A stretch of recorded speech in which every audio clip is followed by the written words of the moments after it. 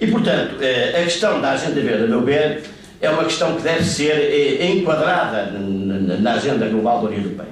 E sobre isso eu permitia-me destacar 4 aspectos fundamentais que são absolutamente decisivos e que já foram de algum modo tratados por alguns oradores precedentes, de uma forma muito estimulante, que são absolutamente indispensáveis para avançar em relação à agenda verde. O primeiro tem a ver com as negociações no seio da Organização Mundial do Comércio. A Elisa tem, aliás, uma grande experiência nesse domínio, é uma das nossas grandes especialistas em matéria de comércio internacional, e sabe perfeitamente que a agenda verde só terá grandes qualidades, grandes potencialidades de sucesso, na medida em que avançarem rapidamente alguns problemas que estão pendentes na Organização Mundial do Comércio. Aliás, ele fez uma ligação muito clara quando falou do problema dos biocombustíveis e na posição que o Brasil assume relativamente à Organização Mundial do Comércio. Portanto, estas duas agendas são perfeitamente interligadas e, portanto, não é possível avançar nelas de uma forma absolutamente, digamos, independente. Depois, o segundo bloco, a segunda subagenda que eu consideraria indispensáveis, são já propostas que eu faço ao PS e à ADMIS, exatamente para considerar não apenas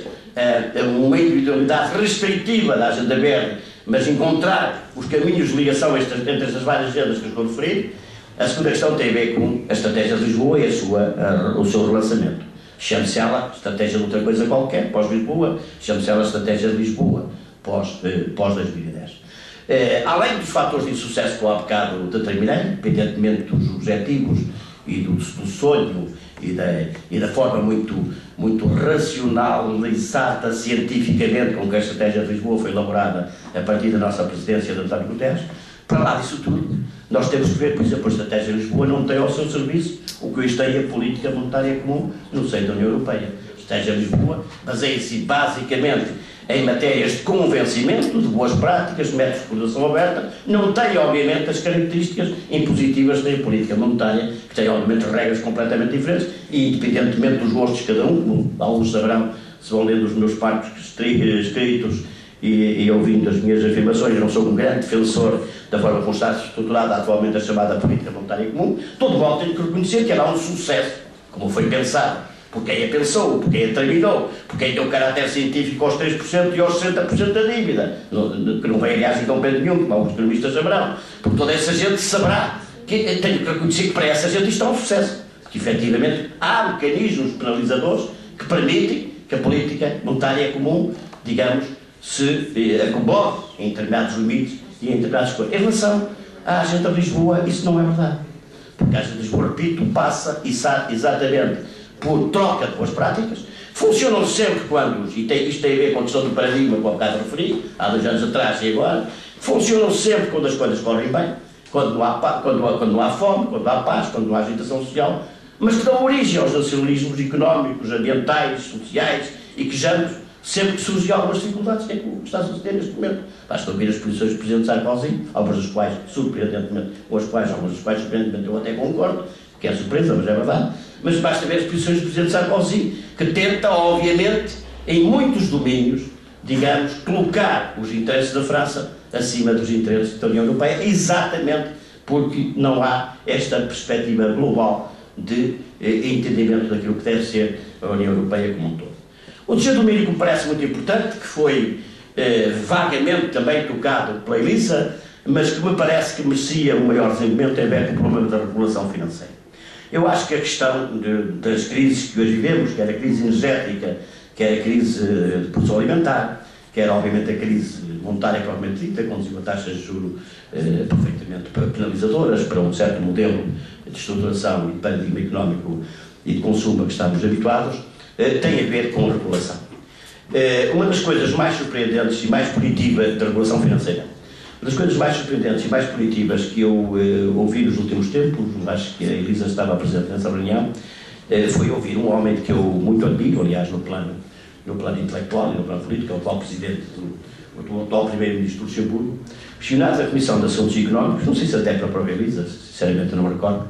que lhe era solicitado que depois se pronunciasse sobre a necessidade da regulação financeira, que pusesse cobro aos movimentos erráticos dos grandes fundos e de fundos soberanos que estão na origem destas crises terríveis que hoje o mundo atravessa, também no domínio ambiental, no domínio dos combustíveis. O nosso amigo Juncker, repito, que não é da minha família política, mas um grande europeísta, um homem muito aberto à coesão social e à agenda social, afirmou esta coisa deliciosa: nós não podemos ter uma relação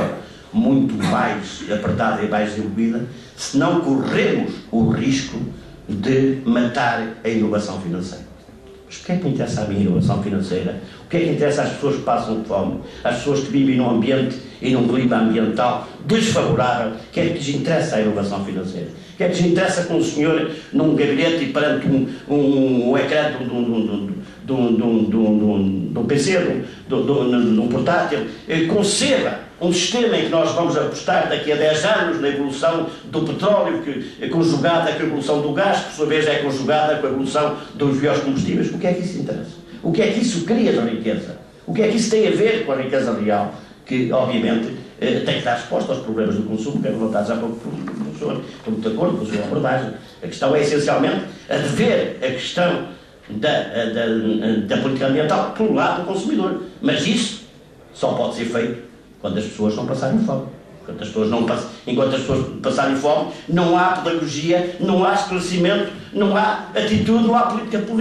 pública que elas respeitem. Só conhecem a política do salto de quem puder, da origem às grandes catástrofes internacionais. De forma que a questão da regulação financeira é uma questão importante. E já que o grande mentor desta iniciativa, ao nível europeu, porque ao nível português é o nosso amigo, mas o grande mentor desta iniciativa é o Paul Reitsmussen, presidente do Partido Socialista Europeu,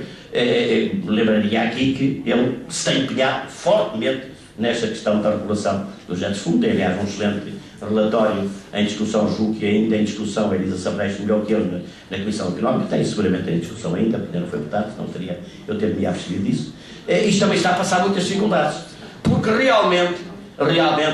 provavelmente, a coesão da União Europeia, coesão política, afirmar a coesão da União Europeia, ainda não estará suficientemente madura para que tenhamos estas agendas diversificadas, a não ser no papel.